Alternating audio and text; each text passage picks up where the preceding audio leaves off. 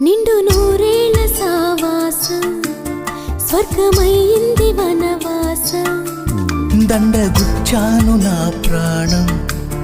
వెండి వెన్నెల్లు కళ్యాణం బ్రహ్మే అహో అనే ముహూర్తం కనుల ముందుందిలే జగమే అలా